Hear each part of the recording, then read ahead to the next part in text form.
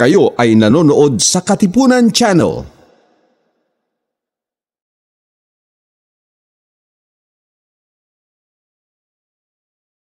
Ang susunod na palatuntunan ay isang bayad na pagsasahimpapawid. Ang mga salita, opinyon, kuro-kuro at komentaryo na inyong maririnig ay mula sa tagapagsalita lamang at walang kinalaman ang pangasiwaan ng himpilang ito. Tuklasin natin!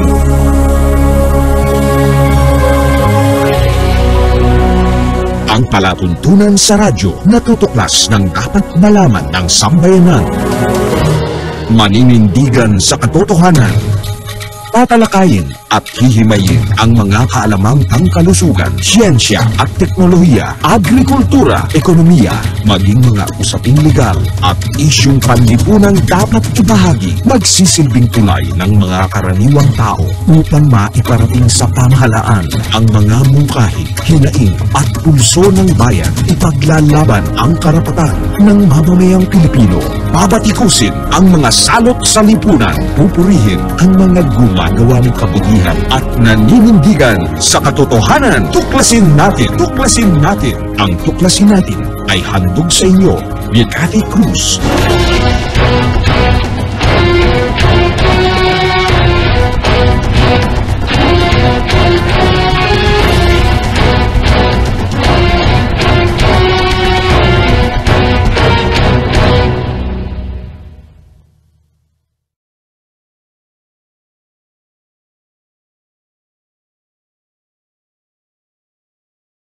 Araw-araw ang digmaan.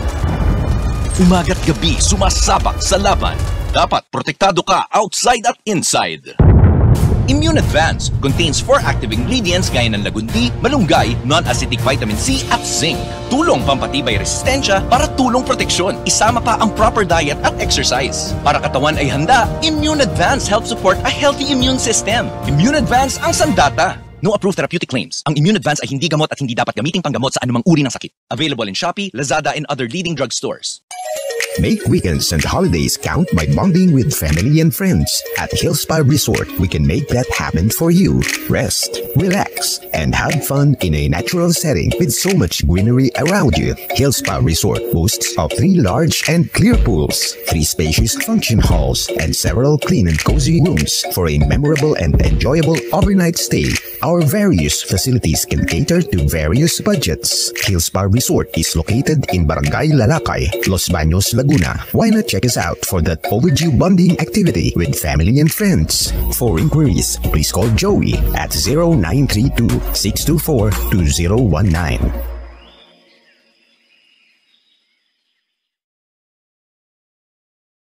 Narito ang mga patutuon ng ating mga kababayan na natulungan ng Immune Advance. Ako po si Ronald Advincula na taga Santa Rosa, Nueva Ecija. Security guard. Simula po nung nasubukan ko itong Immune Advance, naging mahimbing po yung aking pagtulog at yung aking appetite po. Lumakas po ako sa pagkain. Kung ganun kagaya nung dati na talagang nalalambot po ako nung hindi ko pa po nainom itong food supplement nito. Start po nung nainom ko to, lumakas po. Saka yung resistensya ko po medyo nagkaroon po ng energetic. Dito po sa food supplement ng Immune Advance, maganda po talaga. Salamat Immune Advance. Ako si Yoli Mabasa, senior citizen, retired banker ng Ilagan, Isabela. Alam nyo, dati ang nararamdaman ko, nagpapalpitate ako. Sinubukan ko yung Immune Advance. Aba, nawala na yung palpitation ko. Gumaan pa ang pakiramdam ko. At saka simula noon, tuwing umiinom ako, naku, ang sarap na ng tulog ko. Salamat Immune Advance. Mabuti na lang na-discover kita. Thank you. Shop ni Lolita Daban, 46 years old, taga Kutog Grande de Mercedes, Isabela. Dati-dati narigatan nak nga maturog, tata nagimas mit titurog kon. Agyaman nak mit daytang impid da kanyak Immune Advance. Padasin nyo Immune Advance. Nalaing, sobrat na itulong na tibagit. Thank you. Libumot buwak 50 anyos, taga District 1, Benito Sullivan, Isabela. Manipo dinagtumara kiti immune advance, talaga mariknak iti bagik nga mayat. Mayat ti pan naturog ko, kayon pumiksa akpay. Idi gamin, aday karabi nga dya makaturturog. Ngumi dinagtumara kiti immune advance, isumutan si mayat ti pan naturog ko. Sungado kayat yung mayat ti pumiksa, ken mayat ti pan naturog na, agtumar kayo ti immune advance, awan ti side effect na, tunay nga organic. Nung bata po ako, may asthma po ako. Tapos po, nung simulan ko po uminom po ng products po ng Immune Advance, ay naging mabuti po yung aking katawan. And nakatulog po ako ng maayos. And nawawala po yung hika ko po. Kaya po sa mga kagaya ko po na may asthma, Immune Advance na lang po yung inumin ko. Ako nga po pala si Casey Pichi Talagtag, 19 taon na gulang, nakatira sa Payatas. Ito pong Immune Advance, nagtataglay po ito ng malunggay, lagundi, vitamin C, and zinc na nakakabuti sa ating immune system.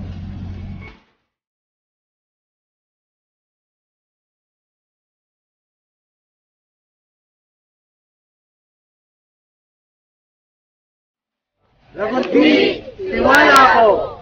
Immune Advance, alagang totoo, alagang natural, mabibili sa Lazada, Shopee at sa inyong mga suking parmasya, sa mga drugstore, sa inyong mga lugar. Araw-araw ang digmaan. Umaga't gabi sumasabak sa laban. Dapat protektado ka outside at inside. Immune Advance contains 4 active ingredients gaya ng lagundi, malunggay, non-acidic vitamin C at zinc. Tulong pampatibay resistensya para tulong proteksyon. Isama pa ang proper diet at exercise. Para katawan ay handa, Immune Advance helps support a healthy immune system. Immune Advance ang sandata. No approved therapeutic claims. Ang Immune Advance ay hindi gamot at hindi dapat gamiting panggamot sa anumang uri ng sakit. Available in Shopee.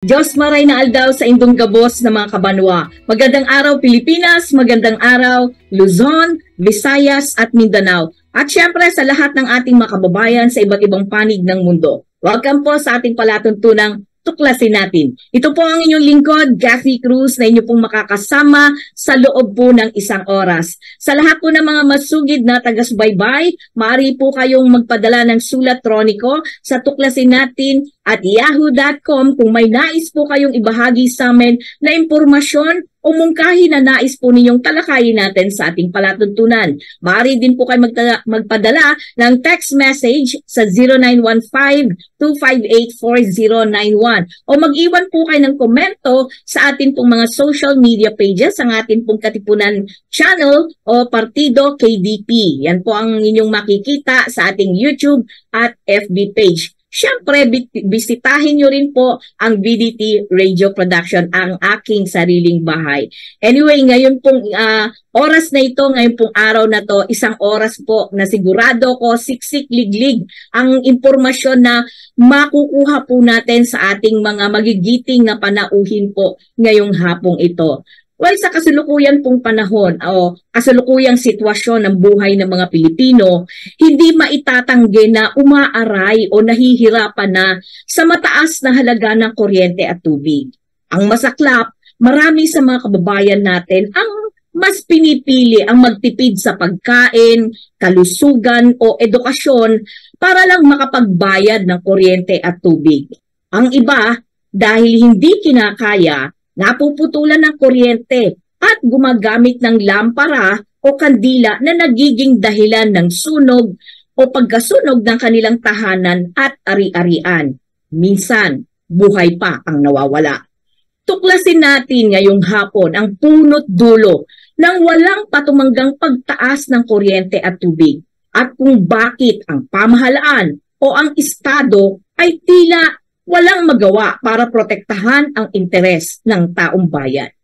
Ang makakasama po natin ngayong hapon, syempre, nako, hindi ko na patatagalin dahil ang makakasama po natin ngayong araw na ito ay walang iba kundi ang Pangulo po ng United Filipino Consumers and Commuters na walang iba kundi si RJ Habeliana. Magandang hapon sa iyo, RJ.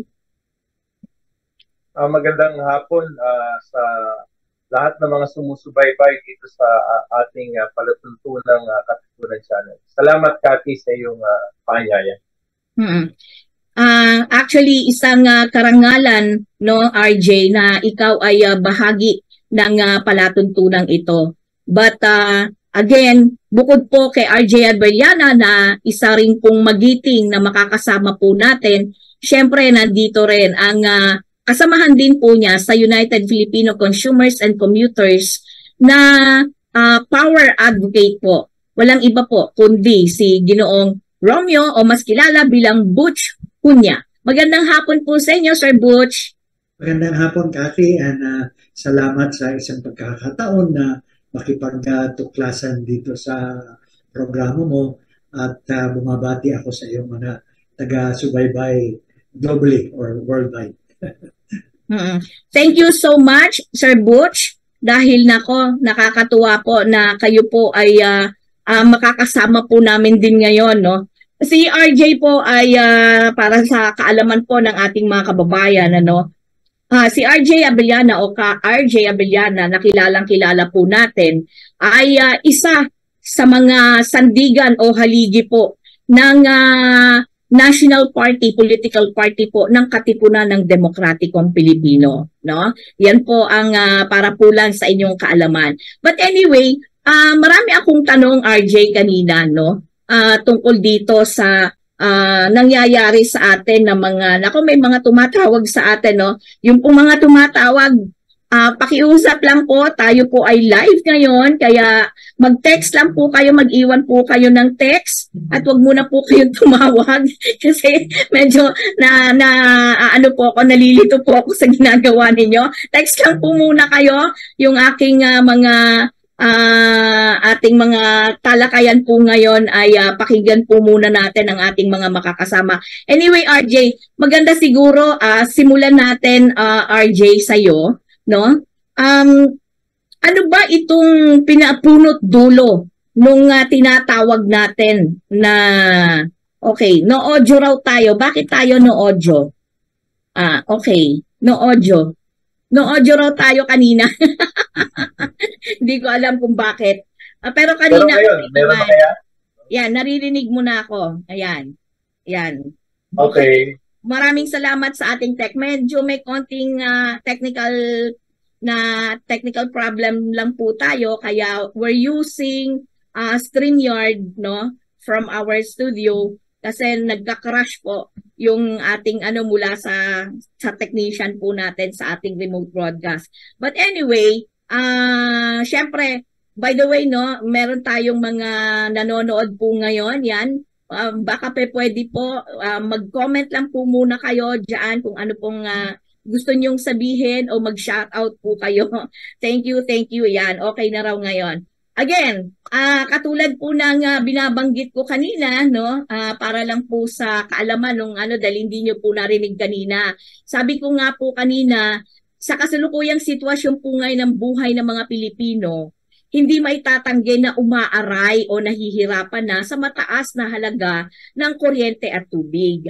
Ang masaklap, marami sa mga kababayan natin ang mas pinipili ang magtipid sa pagkain, kalusugan o edukasyon para lang makapagbayad ng kuryente at tubig. Ang iba hindi kinakaya, kaya napuputulan ng kuryente at gumagamit ng lampara o kandila na nagiging dahilan ng pagkasunog ng kanilang tahanan at ari-arian. Minsan, buhay pa ang nawawala. So, tuklasin po natin ngayong hapon ang punot dulo ng walang katumanggang pagtaas ng kuryente at tubig at kung bakit ang pamahalaan o ang Estado ay tila walang magawa para protektahan ang interes ng taong bayan. Ibibigay ko na sa iyo ang pagkakataon, RJ, para malaman natin ano bang punot dulo nito. Ano ba nangyari sa sektor ng kuryente at tubig natin, ka-RJ? Unahin ko po yung tubig. Noong taong 1971, June 9, nagkaroon po ng tinatawag na Republic Act 6234. Ito po yung para mabuo yung tinatawag nating Metropolitan Waterworks and Sewerage System. Dahil nakita po ng dating Pangulong Marcos, yung tatay po ni Pangulong Bongbong Marcos, nakita niya na lumulubog po ang populasyon ng Metro Manila. Kaya meron pong pangangailangan na merong isang particular na ahensya na nakafocus lamang sa Metro Manila dahil lumulubog yung populasyon. So moving forward dito sa sektor ng tubig, dalawang dahilan po makalipas ng Peking Revolution noong 1986. Kaya ako nasabing peke kasi after nung EDSA Revolution, yung sinasabing pangakong demokrasya ay hindi po talaga natamasa ng tao kung hindi dahil lang naging direksyon na ng mga sunod-sunod na gobyerno mula kay Cory Aquino, sumunod kay Fidel V. Ramos, ay yung mga patakarang privatisasyon, deregulasyon, ng ating pamahalaan. Ang isa sa mga tinamaan dyan ng privatization ay ang sektor ng tubig at sektor ng kuryente. Kaya nung pumasok po nung taong 1991, naisang batas naman po yung tinatawag natin Republic Act 9136. Doon na po pumasok yung Energy Power Industry Reform Act. Ano po? Dahil sinasabi, may cases daw sa kuryente, ibigay na sa privado. So doon po nagkaroon ng pagtatanggal ng kapangyarihan ng gobyerno mula po sa generation, papunta ng transmission, hanggang sa distribution. Ano po, lahat po yan ay nasa privado at napunta yan sa kamay ng mga oligarko. Sa bahagi naman po ng MWSS, taong 1997, dinahilan din yung sinasabing krisis sa tubig, kaya dapat daw i-privatize. So ang Metropolitan Waterworks and Sewerage System ay nahati po ito sa dalawang sektor. Ito po yung East Zone sa ilalim po ng Manila Water at yung West Zone naman po sa ilalim naman po ng Maynila na kung saan ay naging privado. Ang just to para may concise ko lang po yung mabilis na history, may saksak natin yung buong history. Yung franchise po ng Maynila at Manila Water ay nagtapos po nitong yung kanyang concession agreement ay nagtapos po noong taong 2022. Subalit nabigyan po ito ng bagong extension na 10 taon mula Mayo 2023 hanggang 2037. Ano po? Pareho po sa Maynila at Manila Water. Pero ngayon, meron na naman silang bagong kahilingan na gusto na naman nilang i-extend sa panibagong 10 taon. Pagdating naman po sa Manila Electric Company, ang kanyang franchise ay June 2028. Ano po, magtatapos. Yan po siguro po muna yung malungkot na nangyari po dito sa pagtanggal ng ating gobyerno sa pagbibigay serbisyo sa dapat murang presyo ng kuryente at dapat murang presyo ng tubig. Salamat, Kat. Thank you, RJ. No? Medyo ang daming mga naging daan. Una, all the regulation, privatization, Energy Power Industry Reform Act, na kung saan ay talagang tila naging daan ito para makontrol ng pribadong sektor ang public utility, particular ang kuryente at tubig. Pero gusto ko lang munang balikan. Tama ka dyan. Yes. Gusto ko munang tama balikan. Ka dyan, Kati. Go ahead. Gusto ko muna balikan, RJ, iyong organisasyon. Siyempre, gusto kong malaman, lalo na yung ating mga kababayan na kilalang-kilala ka dahil sa iyong kasuotan. Pag nakita yung suot mo na para tila Bonifacio ang dating, alam na kagad nila na si RJ Habellana yan. Pero ang iyong organisasyon na United Filipino Consumers and Commuters, kailan ba to itinatag at bakit ba itinatag ang organisasyon ito? RJ.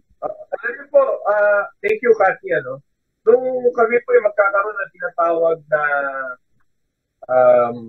high school reunion, tinanong ko sa aking mga kaibigan, sa aking mga klase, ano ba gagawin natin every year? Kita tayo, mag-iiluman na lang, kamustahan.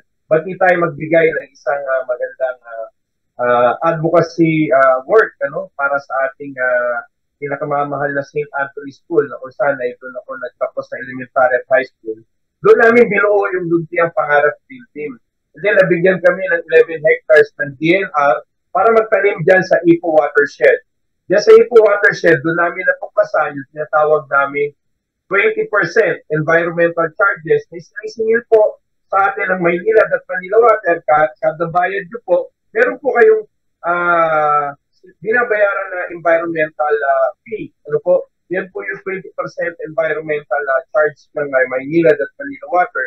Kaya nagtaka kami, habang nagtatanim kami doon sa bundok ng Ipo Watershed, dyan sa bahagi ng Norsagaray, ay sabi namin, bakit nasaan napupunta itong 20% na ito? Kamusta na may sewerage and sanitation? So sa aming research, lumabas na nagbabayad tayo in advance pero wala yung mga projects na ito. So nag-form po kami ng Water for All Refund Movement, yung WARM. At mula dyan sa WARM na nakita namin na hindi, yung may-ari pala ng nariyan sa negosyo ng tubig, itong mga sila Manny Pangilinan, itong sila Consuni, kahit itong mga Ayala, ay siya rin pala may-ari at may control dun sa sektor ng kuryente. Kaya sabi namin, hindi tayo dapat tumigil sa Water for All, dapat palawakin natin. Kaya nabuo po yung United Filipino Consumers and Commuters para tutukan po yung mga usapin kagaya ng tubig at kuryente. At yan na nga po, naghabla na nga tayo ng mga iba't ibang kaso sa Korte Suprema. At ang latest yan, Cathy, itong pinakamatinding usapin doon sa public utility na tinanggal na po yung supportive provision na 100% na pwede mag-own itong mga foreigners natin, sa public utility. So yan po yung pinaka-latest. Yan po yung making history at pakikibaka involvement ng UFCC sa mga iba't ibang issues, lalong-lalo na po sa issue ng tubig at ng kuryente. Nako, nakakita mo yung turnaround ng mga organisasyon na itinatag mo. Kumbaga, dati nagsimula ka lang sa tungkol sa kapaligiran, 'di ba? Pagtatanim, tapos napunta ka sa, nakita mo yung problema sa tubig. Tapos eto na, nakita mo para holistic na, binuo mo na yung UFCC. Sa mga, alam ko, hindi biro ang dinaanan mo, RJ.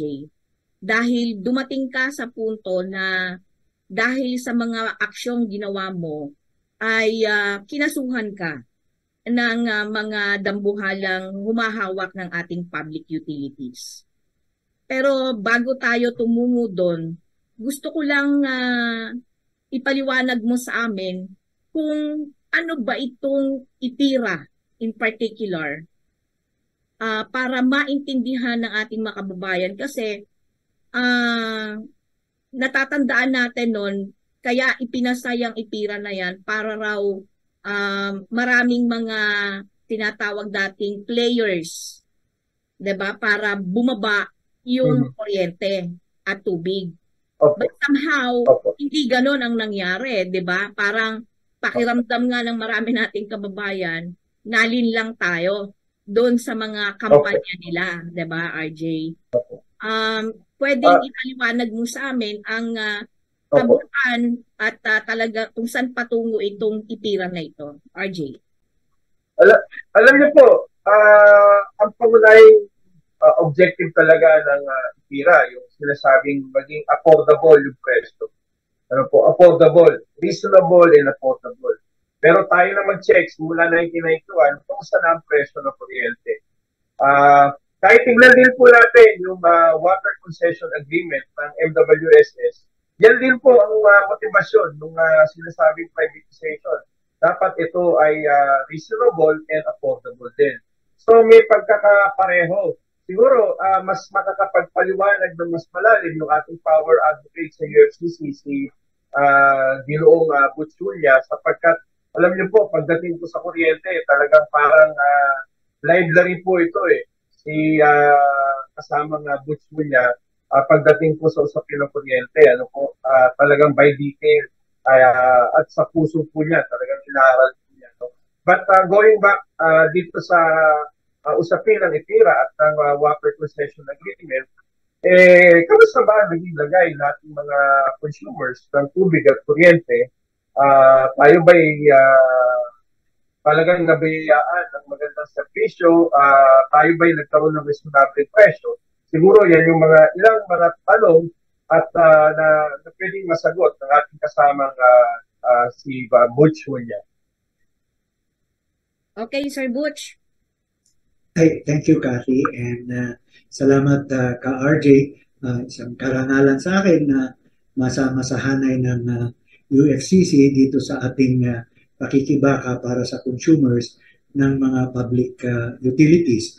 Ang actually sa aking intindi, no, ang pinagmulan ng itong adikain ng reforma sa kuryente kasi ang sinasabi or ang pakiramdam ng marami na lumalaki utang ng gobyerno dahil at that time ang electricity parang vertically integrated halos lahat ang gobyerno ang namamahagi at namamahala. Ang transmission company, gobyerno, ang generation companies, gobyerno. Ang hindi lang dinodominate ng gobyerno noon ay doon sa distribution kung saan doon naman nangunguna yung Meralco at yung mga ilan na distribution utilities. So ang pakiwari noon ng marami na dahil dito at dahil sa inefficiency daw ng gobyerno, kailangan i-privatize ang sektor para hindi lumaki ang utang, hindi lumobo yung bayarin, at hindi din magiging mahal ang kuryente. So yun ang pinanggalingan o pinagmumulan nung IPIRA nung ito ay itinatag or in-enact ng gobyerno. And by the way, bago yung IPIRA, marami talaga ang nag-attempt ng power reform. Pero nagawa lang ito noong panahon na yun in 2001 na naipasa na yung Electric Power Industry Reform Act. So ang cornerstones ng Power Industry Reform Act was privatization, then deregulation, and then parang unbundle mo o hati-hatiin ang electricity sector. So yung generation magiging competitive, yung distribution regulated, yung transmission regulated, yung electricity supply magiging competitive. So yun bali yung parang mga major sectors. Tapos nag-create sila ng iba-ibang mga methodologies na kagaya nitong kasalukuyan na nai-experience ngayon na tinatawag na performance-based regulation kung saan pinalitan yung dati na return on rate base. But to cut to the chase, ito lang ang aking masishare na observation tungkol dyan sa reform ng power industry. At the time na yung power industry was practically vertically integrated sa ilalim ng NAPOCOR, ang kuryente natin noon, lalo na dito sa Metro Manila area, hindi pa umaabot ng 6 pesos or 7 pesos at that time. Sa kasalukuyan, alam natin kung magkano ang binabayaran natin. Nung nag-umpisa itong na-deregulate na yung industry, ginawa ng private, at the time na nag-umpisa ang Meralco sa ilalim ng IPIRA, ang kanilang rate noon sa distribution, supply, and metering charge ng Meralco was 79 centavos per kilowatt hour. Kasi very quickly, ang ating bayaran sa kuryente, generation, transmission, distribution, system loss, taxes, and subsidies. So, yung distribution, supply, and metering, yun lang ang Meralco. Ang Meralco charge at that time ng return on rate base was 79 centavos per kilowatt hour. Ang kanilang net annual earnings nasa 2.7 billion pesos a year. Noong lumipat tayo sa performance-based regulation sa ilalim ng IPIRA, ang kanilang DSM charge nag-umpisang sa 1 peso and 22 centavos per kilowatt hour, umabot ito sa peak rate na 1 peso and 64 centavos per kilowatt hour, more than double ng kanilang RORB rate. Tapos sa kasalukuyan, sa huling deklarasyon ng Meralco, ang kanilang earnings for the last 3 quarters, umabot yata ng 27 billion. Ang kanilang earnings mula sa 2.7 billion sa return on rate base, sa unang taon ng PBR, umabot na sa 6 billion pesos a year. So kung doon lang sa dalawang parametro na yun natin titingnan, medyo masasalat na natin o makikita na natin saan kaya napunta yung mga itinataas ng sinisingil natin sa kuryente. Yun siguro ang dapat pagtuunan ng ating gobyerno at ng ating regulators. Dahil nasabi mo yan, Sir Butch, no? Sino ba ang dapat na ahensya na magbantay nito? Kasi 'di ba, sabi mo nga, saan ba napunta yung mga itinataas nila na halaga, no, ng kuryente at tubig? Ang may principal function ng rate regulation, yung Energy Regulatory Commission. Ito yung dating Energy Regulatory Board. Ang problema lang, ang Energy Regulatory Commission, ang members niyan may term ng, kung hindi ako nagkakamali, 5 years or 7 years. So nagro-rotate yan. So paiba-iba ng composition, paiba-iba ng chairmanship, nag-iiba ang pananaw tungkol dito sa paniningil sa kuryente. So to follow through doon sa Meralco na distribution, supply and metering rate.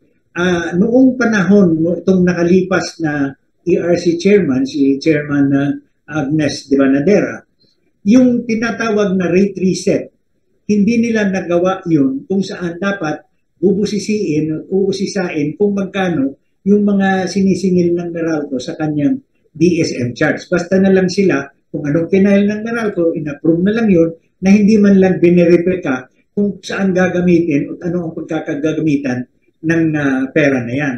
Kaya itong lately, na bago na ang chairman ng Energy Regulatory Commission, si Mona Lisa Dimalanta, at itong pinakahuli niyang desisyon na ang National Grid Corporation of the Philippines, NGCP, yung kaniyang inaplayan na mahigit 300 billion na kanyang singilin dapat, ang inapprove was less than 200 billion, 188 billion lang para sa taon ng 2016 to 2020. At least dito, sinabi ni Chairman Dimalanta, ipakita nyo sa amin ang pinagkakagastosan nyo, bakit nyo ginastos yun, at saka ang criteria, prudent, reasonable, necessary, and redounding to the benefit of the consumer. So maganda ito ngayon na kailangan ipakita nila, nag-benefit ba kami? Kasi halimbawa, advertising.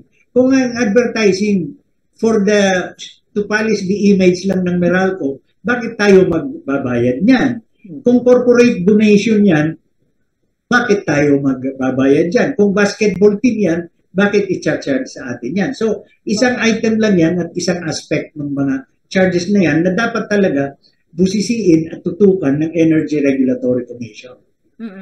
Alam mo, Sir Butch, no, lumalaki ulo ko doon sa mga impormasyon na ibinahagi mo sa akin ngayon. Kumbaga parang hindi ito napapansin ng ating mga kababayan. Dahil technically, medyo hindi siya madaling intindihin, diba? At kinakailangan talaga yung tuloy-tuloy yung kampanya para maging aware yung ating mga kababayan. Ang masakit nga, no, RJ at Sir Butch, madalas ang ating mga kababayan sasabihin nila, wala naman tayong magagawa dyan gobyerno na yan Kumbaga parang ang sakit isipin na nawalan na ng tapang at lakas ng loob ang mga kababayan natin para igiit yung kanilang karapatan, igiit yung obligasyon ng pamahalaan na protektahan ng taong bayan. Alam mo, Sir Butch, parang pakiramdam ko tuloy, correct me if I'm wrong, yung mga nagdaang liderato ng ERC ay tila, sabi nga ng iba nating mga kababayan sa mga comments nila ay nagkukuntsabahan. May ganun bang Sir Butch? Ang tawag nila dyan ay regulatory capture, and hindi lang dito sa atin yan. At karamihan, nangyayari yan. Logically, it can happen kasi ang sinisingil sa atin ng mga utilities ay billion-billion. Ang benta ng Meralco is sa kasalukuyan, nasa 48 billion kilowatt hours yata or 50 billion kilowatt hours. So kung 50 billion yan, 1 centavo, magkailang million na yan. So napakalaki. And then to go back dun sa sinasabi mong a sense of helplessness, pagka kasi sa household, ang nalugi sa'yo 50 centavos, 25 centavos, wala ka ng interest or energy, in fact, nahabulin yan considering the value. Pero kung embudo yan, sa kabilang dulo ng embudo, there are 7 million residential customers. So kung that is 7 million times 50 centavos, malaking bagay yon. So kaya hindi tayo nakaka-achieve ng yung parang critical mass dyan sa ating mga advocacies sa kuryente because of the plain and simple economics and the practicality of the situation. Pero it doesn't mean that we should let it go. Kaya nga ako, nakakakita ng kaunting sigla dito sa ipinakikita na attitude ng current or panibagong liderato ngayon ng Energy Regulatory Commission. Sa panahon ni Chairman De Manadera, hindi tinatanong yung Meralco kung asaan yung historical record nyo na nagpapakita na gumastos kayo ng 1.8 billion in advertising at yung advertising na yon ay naging benefit ng consumer. Hindi tinatanong yan nila. Basta kung ano yung ipinahin, yun na lang. In fact, Kaki, kadami ng petition ko sa ARC para pa-producein, pa-submitin ng dokumento yung Meralco, yung historical record ng kanilang nasingil mula noong 2015, hanggang ngayon, denied. In fact, mayroon ngayon ang Meralco petition for rate reset ng sinatawag nilang 5th regulatory period na final nila more than a year ago. Mayroon sila ngayon motion to withdraw kasi daw i-refile na lang nila ulit at hindi daw nasundan ang dapat na proseso ng rate reset. Ngayon, itong rate reset na ito, isang bahagi lamang yan sa tinatawag na performance-based regulation o PBR. Dito lang sa rate reset, tayong mga consumers, pwedeng magtanong at pwedeng iupo natin sa stand yung utility na kagaya ng Meralco at tanungin natin at busisiin ano yung ginastos mo, bakit mo ginastos yan, paano kami nakinabang yan. Dito lang sa rate reset. Yung rate reset na yan, Cathy, mula pa noong 2015, 2014, hindi ginawa ng mga nakaraan na ERC. Yun lang, as I said, ang proseso kung saan accountable ang utility sa mga siningil nila. Yun ang hindi ginawa ng ERC. That is actually the biggest failure of the performance-based regulation that was adopted under IPIRA. And if I am going to judge IPIRA based on that single decision, IPIRA is a massive failure. So, kung massive failure yan, Sir Butch, hindi ba dapat tanggalin na yan? Kumbaga, kumbaga ang pangit ng epekto sa halip na mapabuti ang mga kababayan natin sumama pa dahil sa IPIRA. Cathy, imbis na tanggalin, ang gusto ko sana itama. Kasi may mga methodologies na in principle or in concept as a paper, okay naman siya. Kagaya ng PBR, okay naman yan Kung hindi lang nila binaypass yung rate reset, okay yung PBR. Pero ang problema, binaypass nila yung rate reset. Kaya mula noong 2015, yung rates na sinisingil nila, hindi natin na-verify. Kaya nga sinasabi ko, itong decision na lately ni Chairman De Malanta sa NGCP, natutuwa ako dahil tinumbok niya talaga yung item na yan, nasabi niya, isubmit nyo yung historical record nyo, ipakita nyo based on the historical record na prudent, reasonable, necessary, and redounding to the benefit yung costs na yan na kiniklaim nyo. Nung panahon ni Chairman De Banadera, abay, binalasa pa yung PBR. Alam mo ang ginawa, yung rate reset na dapat i-final ng Meralco, ang i-final ng Meralco, yung tinatawag nilang, it's gonna be a little bit technical and acronyms. No? May tinatawag silang true up or pag-a-adjust ng rate kung pagtatama ng rate. The past year and a half, makikita mo sa bill mo, mayroong 4 na klase ng true up na naging refund. Okay, so happy tayo doon dahil naging refund yung true up na yan. Ang ginamit nila dyan, yung actual weighted average tariff for 7 years, from 2019 to 2015 to 2022, binawas nila yung approved kuno or authorized rate, which by the way was not approved at all dahil walang proseso doon. Tapos ang difference, yun yung kanilang nirefund. Okay? More or less, ang nirefund ng Meralco was 42 billion pesos, more or less. Malaki, 42 billion. However, by our own computation, that is not even 1/3 of what they should have refunded. So hindi lang yung 42 billion. Lubhang napakamalaki pa. Merong si dating ERC Commissioner Alfredo Non, who is an accountant, na tiningnan niya yung return on capital ng Meralco at saka yung computation ng WACC, yung weighted average cost of capital. Sa kanyang conservative estimate, on the weighted average cost of capital alone, ang dapat ng refund ng Meralco should have been 92 billion. Ako kasi, nakatutok ako doon sa operating expense. Advertising, regulatory liaison and compliance, return on capital, capital expense, etc. And just to give you an idea of volume, for the third regulatory period, yung amount na yun was 227 billion pesos. Yun ang gusto kong busisiin. Yun ang hinahanap ko ngayon sa Meralco na historical record. Kung sumingil ka ng 227 billion, asaan ang historical record nagsasabi na yung siningil mo na yun is prudent, reasonable, necessary, and redounding to my benefit because that is what PBR requires under the rate reset. And that is what the ERC under Chairman De Banadera did not do. Ang ginawa ni Chairman De Banadera sa kanyang ERC, inaprobahan niya yung petition ng Meralco to refund 42 billion, hindi niya tiningnan kung saan nanggaling yung 42 billion na yon at hindi niya sinuri ayon doon sa pamamaraan ng pagsuri dapat sa ilalim ng totoong PBR. Kasi ang tingin ko, itong PBR na ito is a pseudo PBR.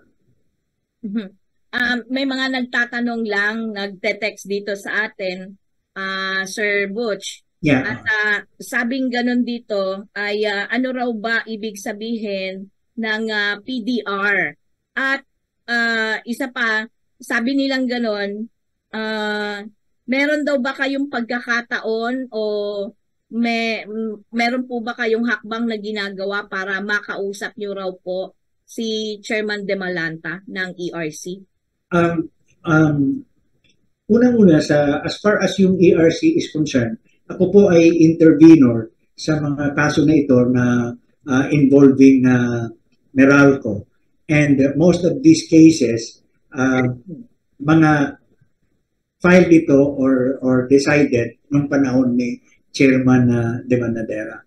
But as far as Chairman De Malanta is concerned, meron din naman akong reach out or communications to her tungkol dito sa mga bagay na ito. And like I said, I'm encouraged na dito sa decision niya sa NGCP kasi kung i-apply lang niya yung principles na in-apply niya sa NGCP, i-apply niya sa Meralco, kung 200 billion na refund, easy yun.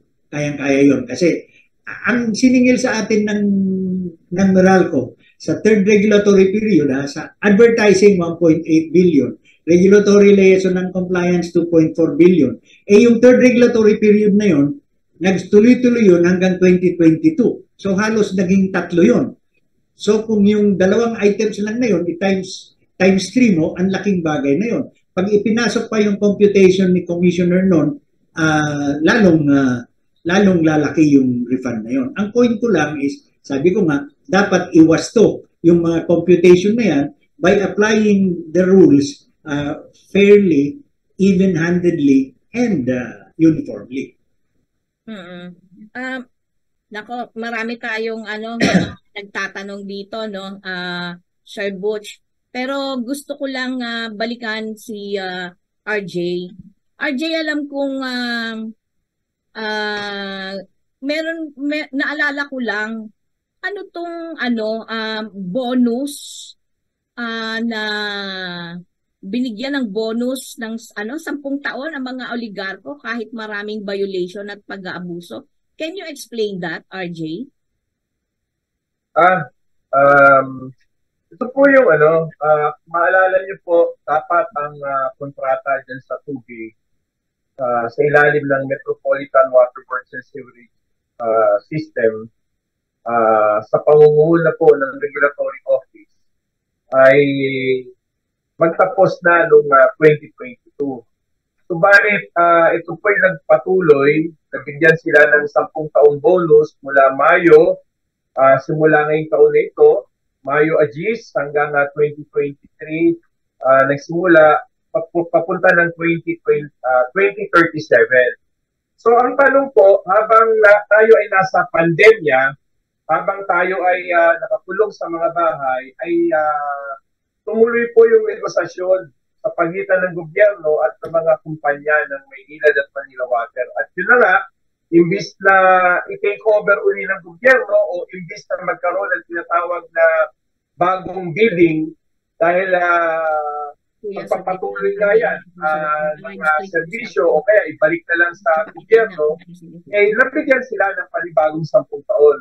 Eh ngayon, kung bibilangin natin Cathy and Kuyang Butch, Mayo, May, June, July, August, September, October, November, ilang buwan pa lang yan. Itong buwan pa lang, apakalayo pa ng 2037, humihingi na uli ang Maynilad at Manila Water ng panibagong 10 taon mula 2037 papunta ng 2047. So saan ka ba naman nakakita niyan? Palpak ng 25 years na water concession agreement, pumasok ng 10 taon at ito, gusto na naman nila ng panibagong 10 taon. So last week, ako pwede dumalo sa isang public consultation o sa isang public hearing ng Manila Water. Doon na rin, nirehistro natin yung ating pagtutol sa regulatory office ng MWSS. Kasi sabi natin, sa harapan mismo ng presidente ng Manila Water, sabi natin, na bakit kayo nagmamadali? Matagal pa ng 2037 eh. Natikman na nga namin yung palpak na servisyo nyo for the past 25 years, tapos ito yung 10 taon, meron ka na naman 10 taon. Ngayon pong December 4 o ngayong katapusan ng Nobyembre, ang Maynilad naman po ang magpipetisyon at magkakaroon ng public consultation, hihingi na naman sila. Katulad na hiningi ng Manila Water ng 10 years hanggang 2047.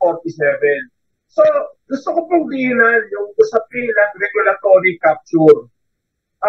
Una po sa lahat, kahit naririnig din natin yung ilang panukala ng isang kongresista mula sa Laguna na gusto niya na i-divide sa 3 itong tinatawag na concession areas o franchise area ng Meralco. Ano po? Sana itanong natin sa ating mabuting congressman, di po ba ang Energy Power Industry Reform Act ay isang batas? At tanging kongreso lamang po, ano po, sa tulong ng ating presidente, kung magagawa ni PBBM niya na maripaso yan, dapat, bago natin pasukin yung panukala na yan, yung paghati sa 3, baka kasi lumabas yan, baka kumpanya rin nila Manny Pangilinan yung 3 kumpanya pumasok dyan. Bababa yung kanilang taxes na binabayaran sa gobyerno, pero may kontrol ng monopolyo, sila pa rin. Kaya mag-iingat po tayo dyan. So, dapat sanang tutukan ng napakasipag na congressman ng Laguna at ng lahat ng mga kongresista at senador, ano man gagawin natin dito sa prangkisa ng Meralco? Tama yung binabanggit ni Kuyang Butch sa atin. Hindi nga nila masagot itong historical accounting. Wala silang honest to goodness na i-report ito sa publiko sa pagkakutsaba ng mga nakaraang mga ERC commissioners at ng ating mismong mga kongreso mismo at itong mga nasa Department of Finance at mga ibang nasa gobyerno. Ganyan po kalaki ang sinasabi nating regulatory capture. Yung mismong gobyerno ay isinuko niya yung kanyang karapatan, ibiligay niya sa mga pribadong kumpanya na paikutin tayo na paikutin sa regulasyon ng Energy Regulatory Commission, sa regulasyon ng MWSS Regulatory Office, paikot-ikot po tayo hanggang sa tatakbo ka uli ng Korte Suprema, magsasampa ka na ng kaso, yan po ay mga butas ng karayom na pinagsusutan natin na kasama natin si Kuyang Butch Hulya, paikot-ikot po yung ating problema. So, kung ang gobyerno natin talaga seryoso na pababayan ng presyo ng kuryente tubig, palagay ko kahit 50% kayang magawa yan ng gobyerno. Pero mukhang nagtuturuan sila sabi ng Meralco, huwag nyo kami sisihin. Nagsisihin nyo ang ERC. Sabi naman ng Kongreso, ituturo ng Kongreso ang ERC. Bibirahin niya ang ERC. Ganyan yung nangyari. So, kawawa ang consumers, kawawa ang publiko, nalilito masyado sa daming mga termino na pumapasok at mga strategy nitong mga oligarkong kumpanya nito para tayong subibo. Namatay na nga yung isa nating kasama niyan na Kuyang Butch. Si Jojo Borja. Si Mang Naro Luwalhati. Isa sa mga pioneer ng nakibaka para sa refund ng kuryente. Ito'y tinutuloy lang natin yung mga heroes ng consumer movement sa Pilipinas tulad nitong si kasama na Butch Hulya. Yung nasira nating Pangulo ng KDP, si Professor Butch Valdez, ang tagal din niyang isinusulong itong pangangailangan ng nuclear energy ng bansa. At bukod dyan, yung Article 12 na isinusulong ng ating partido. Nariyan na rin po yung isa nakakaalam ng komputasyon ni Commissioner noon. Namatay na rin itong isa. Itong si yung taga-Iligan. Si Jojo Borja. Si Sir Jojo Borja.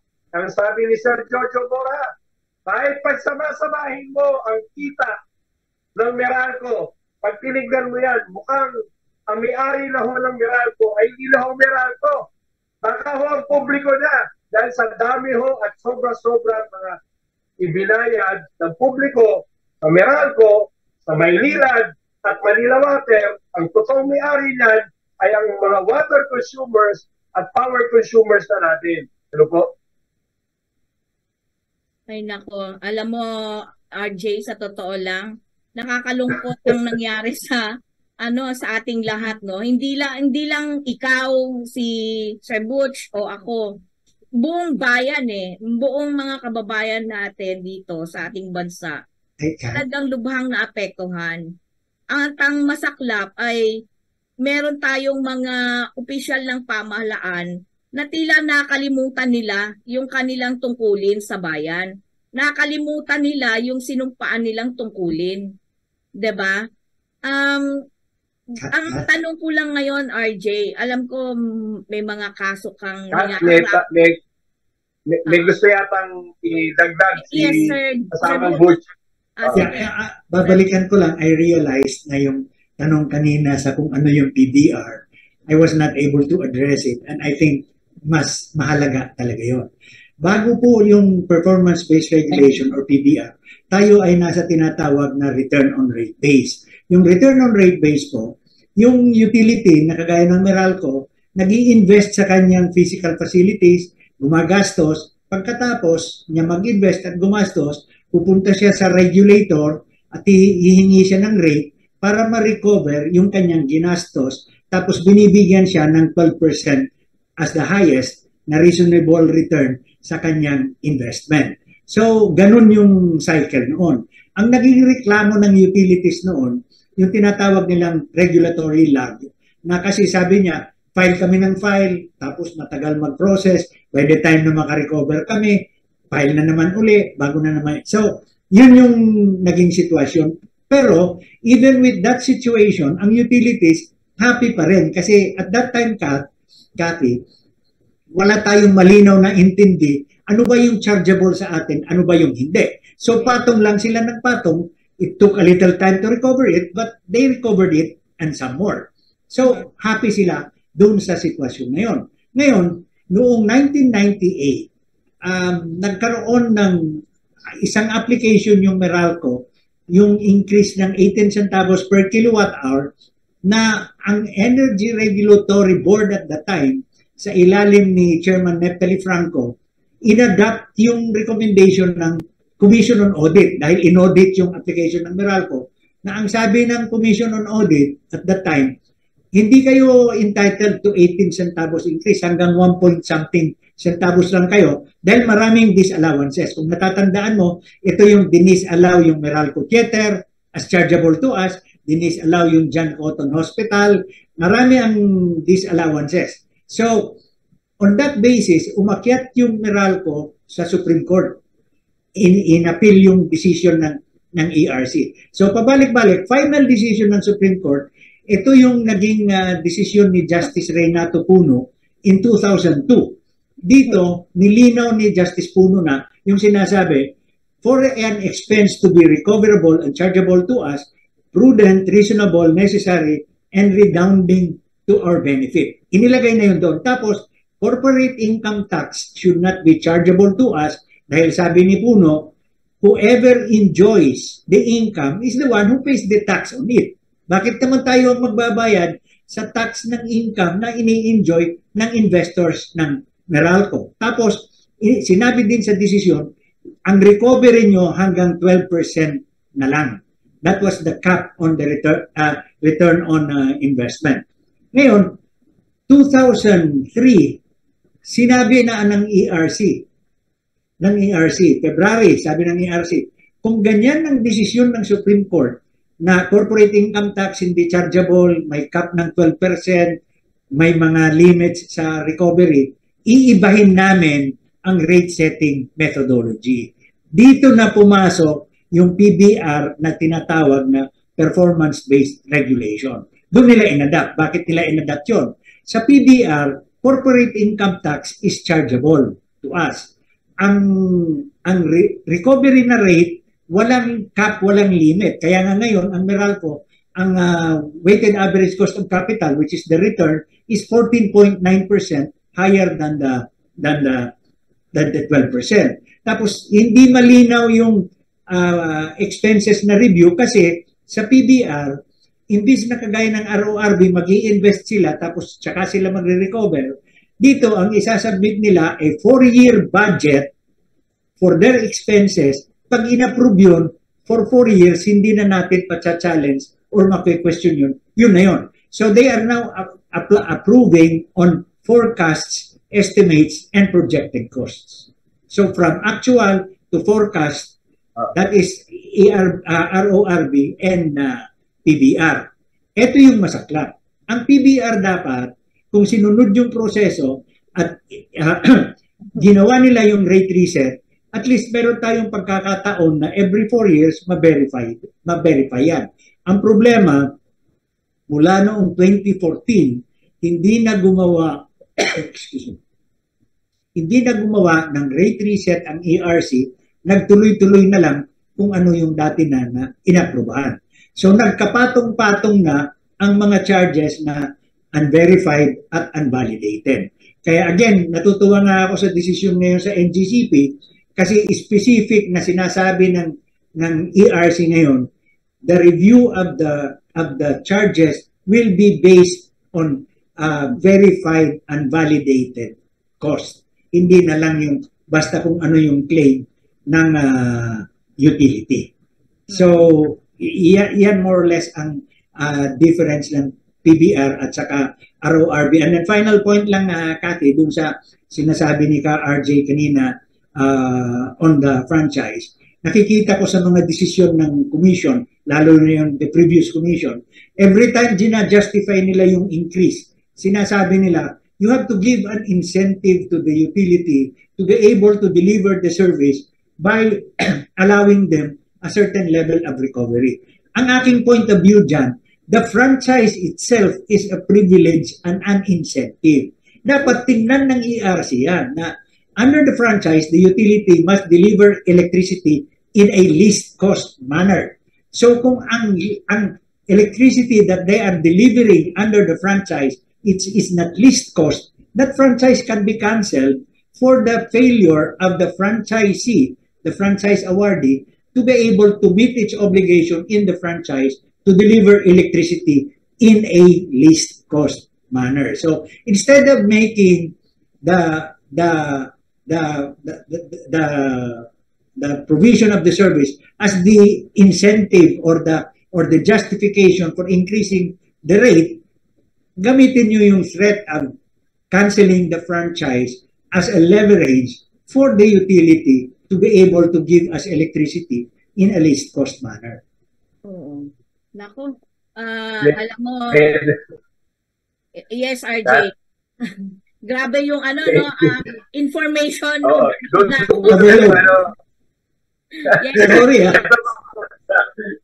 Ito ba, nabanggit kasi ni kasamang Butch Mulya yung desisyon ng Korte Suprema na ang corporate income tax ng Meralco ay hindi na pwedeng ipasa sa mga power consumers o electric consumers. Dahil sa desisyon na yan, pag sinabi natin ang Meralco ay isang public utility, ay ibig sabihin po yan, lahat ng public utilities ay mag-a-apply. Yung tinatawag nitong corporate income tax na hindi dapat ipasa sa publiko. Sa nangyari po sa tubig, yung binabanggit po na corporate income tax, ay yan po ay regulatory capture. Ay, ibig sabihin na yan po yung napaikot. Nagkaroon po na tinatawag na technical working group headed by Ramon Alicpala, that time sa ilalim ng regulatory office ng MWSS, gumawa ng isang memorandum na hindi raw pwede yung Supreme Court decision sa tubig. Kaya mula taong 2002 hanggang taong 2022, ang corporate income tax po ng Maynilad at Manila Water, ang nagbabayad po dyan ay ang mga water consumers. Ano po? Yan po yung nangyari. Ano po? Dahil hindi nila ito sinunod. Meron silang dahilan na parang nangungupahan lamang daw ang Maynilad at Manila Water sa MWSS. Yan po ay isang malaking kagaguhan at palusot. Ano po? Pagbastos nila sa desisyon ng Korte Suprema. Pero dahil sa ating pagbabantay, hindi natin tinantanan yan, dumating yung panahon na mismong Pangulong Rodrigo Duterte na ay pinagmumura sila Manny Pangilinan at itong sila Ayala, minura ng ating Presidente Duterte dahil sa kanilang pagbaliwala doon sa mga karapatan ng water consumers, kagaya nga ng pagpataw ng corporate income tax sa ating water bill. Kaya dito sa sinasabing revised concession agreement, nawala na po yun. So sinunod na po nila yung lumalhati decision noong 2002, pero ngayon lamang, Mayo, Agis 2023, hanggang Mayo, Agis 2037. Ano ang relasyon ng pinikwento ko ngayon ito, Ati at Kuyang Butch? Ang relasyon, dahil gusto nilang i-extend ng 2037 hanggang 2047, baka along the way, dito sa 10 taong bonus nila na may higpit na nasabi ng corporate income tax na hindi na pwedeng singilin sa publiko, sa mga water consumers, baka mabago na naman ito. Itong mga rules na ito. Kaya dapat talaga, tulad ni Kuyang Butch, bagamat bumabata at ang inyong lingkod ay bumabata na rin, eh kinakailangan po tayong mga water consumers, tayong mga at kumilos po tayo. Huwag po tayong manood. Ano po? Tayo po'y mag-aral. Karapatan po natin na magkaroon ng karapatan sa tubig at karapatan sa kuryente sa murang halaga, sa affordable, sa reasonabling halaga. Hindi po doon sa idinidikta ng mga regulators na capture naman ng mga kumpanya ng oligarko. Kaya pag tinignan nyo po ang mga background ng karamihan, hindi naman po lahat, karamihan po na nariyan sa mga regulatory bodies na yan, galing po yan sa mga dating kumpanya na may apilyasyon doon sa mga kumpanya na kanilang nire-regulate. Karamihan po dyan. At kahit po yung mga abogasya, yung mga law office, mga law firms na nagtatanggol sa kanila, kapag binusisi nyo po ang kanilang mga track record para ipagtanggol ang mga malalaking kumpanya nito, hindi sila nagsisilbi sa taong bayan o hindi sila ay nagtataksil sa taong bayan gamit ang pera mula sa water consumers na siningal sa atin na mataas sa presyo. Ganon din po mga politiko.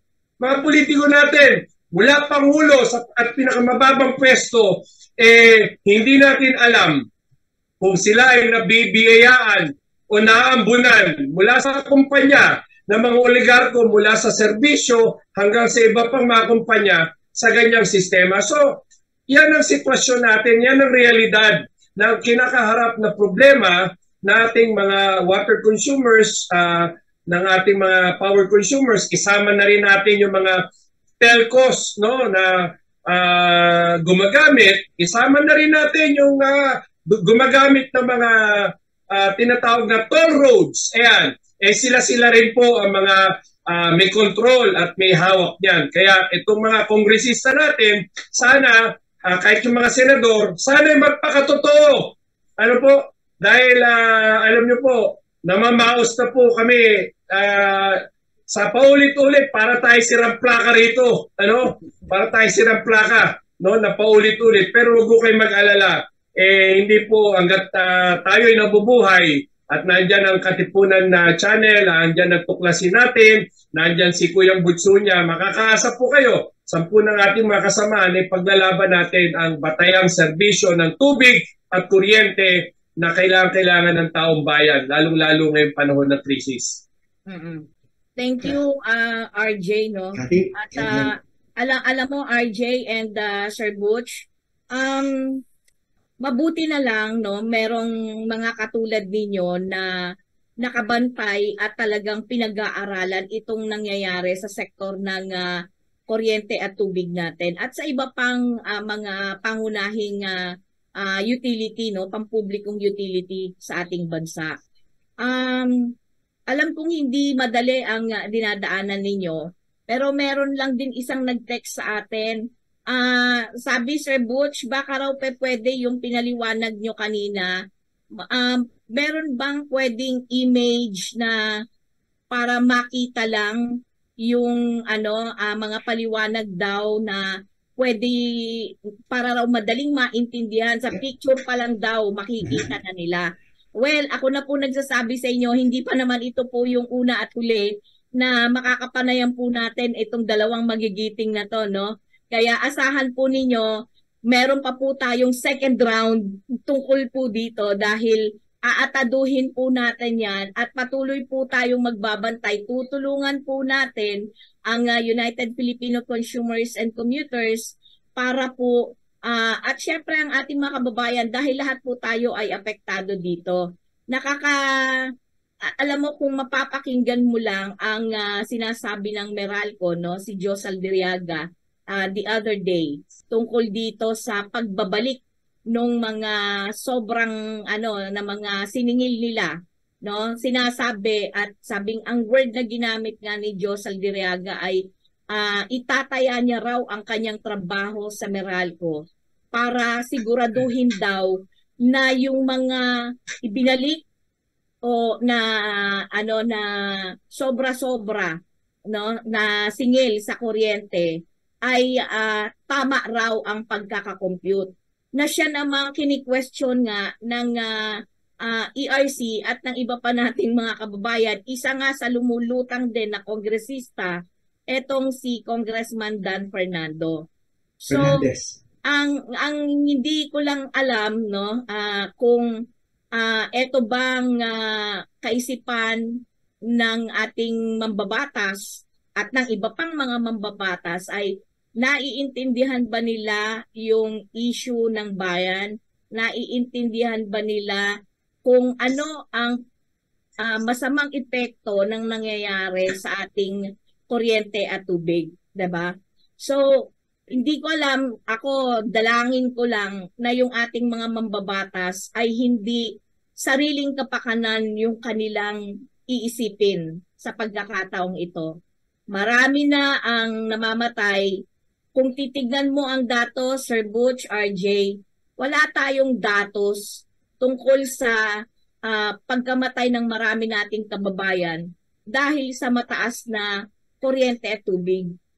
Pero makikita mo ang datos, yung pagdating sa pag-alis ng mga investors dito dahil sa mataas na kuryente o tinatawag na operating expenses ng mga malalaking kumpanya, lalo na yung mga dayuhan. Lumilipat po sila sa ibang bansa at yan ay totoo. At kung titignan mo ang Philippine Statistics Authority, may mga datos po sila kung paanong ang kalagayan o ang kahirapan ay tumataas at mayorya sa bilang ng populasyon po ng mga Pilipino ay hindi lang basta malungkot, kundi talagang makikita mo rin na tumataas yung antas ng pagkamatay ng marami nating mga kababayan. Iba-ibang dahilan, pero ang pinakapunot dulo ng lahat ng ito ay etong kuryente at tubig dahil yan ang basic need ng isang tao, ng isang human being, diba? Hindi ka, remember, tandaan po natin, ang kuryente at tubig, napakahalaga yan sa mga ospital, napakahalaga yan sa mga eskwelahan at sa mga tahanan, lalo na sa negosyo o kalakalan. So tandaan po natin, yan po ay sabi nga backbone of economy. So kinakailangan niyan ay talagang tignan, busisiin, aralin. Hindi madali dahil makikita po ninyo may panlilin lang na nangyayari at nililihis nila yung katotohanan sa kasinungalingan. Very obvious po yun. At salamat ka Butch, Hunya, ka RJ, dahil nagkakaroon kayo ng pagkakataon na mailatag ito at aralin. Despite na, alam nyo, sa lahat ng ginagawa ninyo, kailangan nyo ng panahon, gastos, 'di ba? At risk din sa inyong buhay. Dahil sigurado ako na gustong-gusto ng mga kalaban ninyo na kayo ay mawala. Kung hindi man mawala, tumigil ang mga bibig ninyo. Pasensya na po at pasintabi. Pero ako po, hindi ko pwedeng pigilan yung sarili ko sa pagsasabi po ng katotohanan. Tandaan po natin, ang layunin po ng tuklasin natin ay tutuklasin ang dapat malaman ng sambayanan. Maninindigan sa katotohanan. Dahil sa paninindigan po sa katotohanan, dun lang natin makakamit ang katarungan. Remember that. At sa lahat po ng ating mga kababayan, bago po tayo lagpas na po tayo sa 1 oras. Pero ganun pa man, I really enjoy, ang dami kong natutunan, ka Butch, ka RJ. Pero huling mensahe sa ating mga kababayan, bilang ikaw RJ, leader ng UFCC, at syempre kay Sir Butch Hunya bilang matagal nang lumalaban para sa kuryente. RJ, simulan mo muna. Una po, salamat sa tuklasin natin at sa Katipunan Channel at sa lahat ng makasama natin sa Katipunan Demokratikong Pilipino at UFCC Worm. Tuloy-tuloy lang po tayo. Mensahe, simple lang. Ang tubig at kuryente ay buhay. Subalit, ang presyo ng mga kumpanya ng oligarko sa tubig at kuryente ay nakamamatay. Sang mapagpalayang hapon po sa inyong lahat. Thank you, RJ. At sa iyo, Sir Butch Hunya, huling mensahe. Thank you, Kathy. Napakaganda ng iyong wrap-up.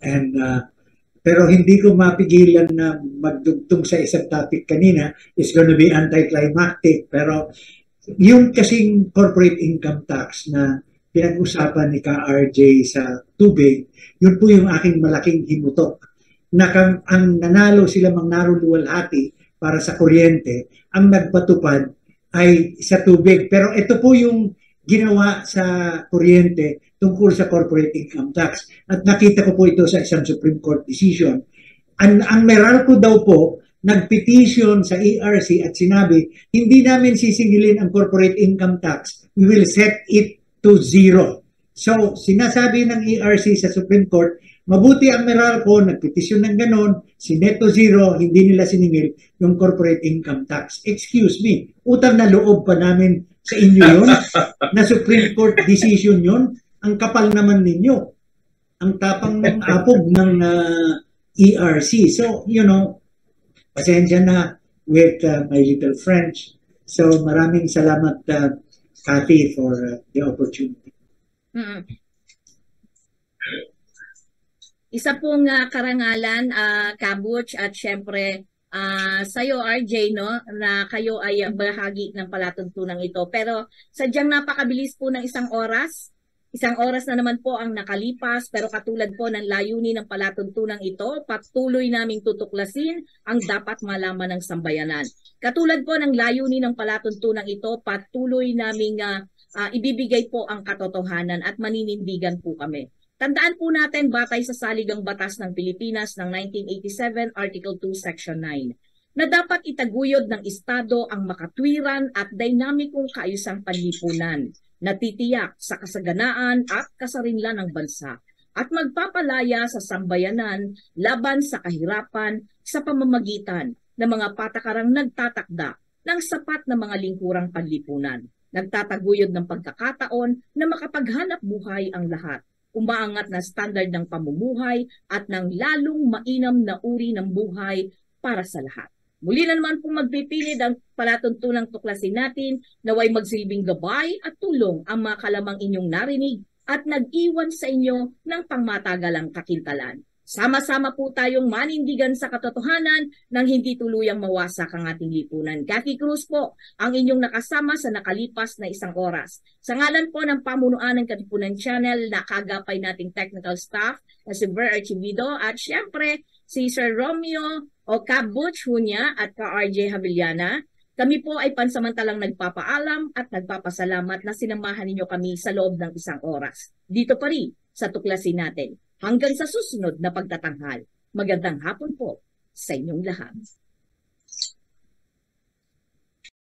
Kayo ay nanonood sa Katipunan Channel. Araw-araw ang digmaan. Umaga't gabi sumasabak sa laban. Dapat protektado ka outside at inside. Immune Advance contains 4 active ingredients gaya ng lagundi, malunggay, non-acidic vitamin C at zinc. Tulong pampatibay resistensya para tulong proteksyon. Isama pa ang proper diet at exercise. Para katawan ay handa, Immune Advance helps support a healthy immune system. Immune Advance ang sandata. No approved therapeutic claims. Ang Immune Advance ay hindi gamot at hindi dapat gamiting panggamot sa anumang uri ng sakit. Available in Shopee, Lazada, and other leading drugstores. Narito ang mga patutuon ng ating mga kababayan na natulungan ng Immune Advance.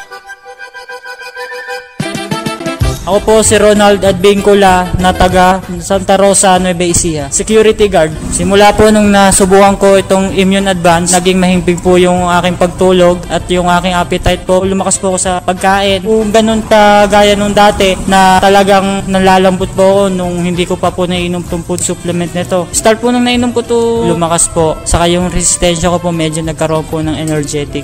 Dito po sa food supplement ng Immune Advance, maganda po talaga. Salamat Immune Advance.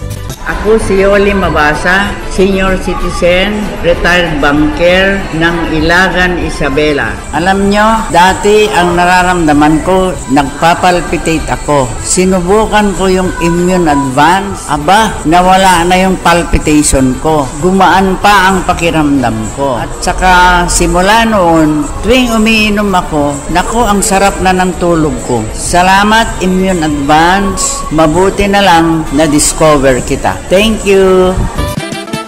Shop ni Lolita Daban, 46 years old, taga Kutog Grande de Mercedes, Isabela. Dati-dati narigatan nak nga maturog, tata nagimas mit titurog kon. Agyaman nak mit daytang impid da kanyak Immune Advance. Padasin nyo Immune Advance, nalaing, sobrat na itulong na tibagit. Thank you.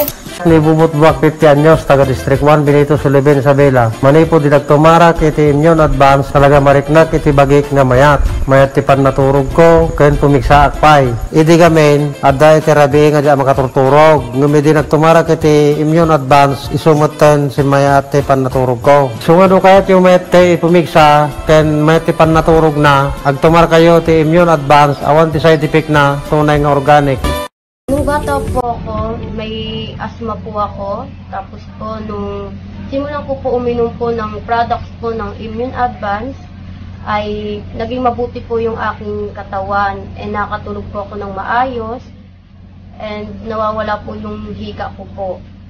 Kaya po sa mga kagaya ko po na may asthma, Immune Advance na lang po yung inumin ko. Ako nga po pala si Casey Petty Talagtag, 19 taon na gulang, nakatira sa Payatas. Ito pong Immune Advance, nagtataglay po ito ng malunggay, dagundi, vitamin C, and zinc na nakakabuti sa ating immune system.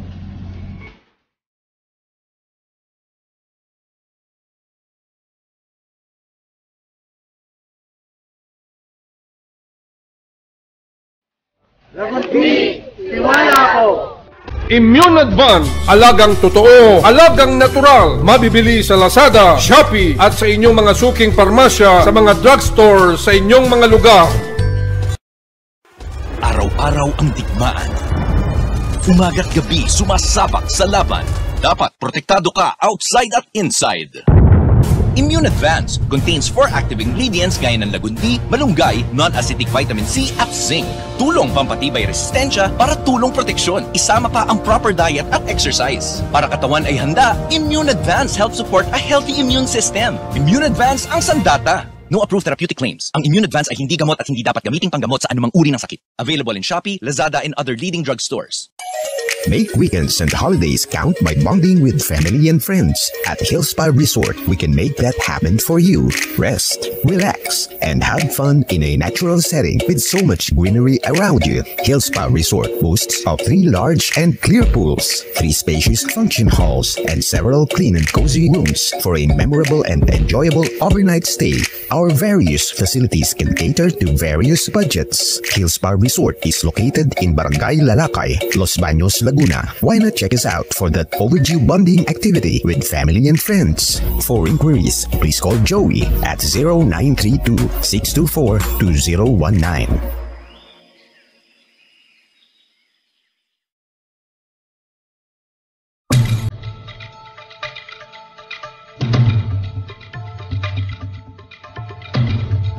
Inyong napakinggan ang palatuntunang Tuklasin Natin. Tuklasin natin hanggang sa muli.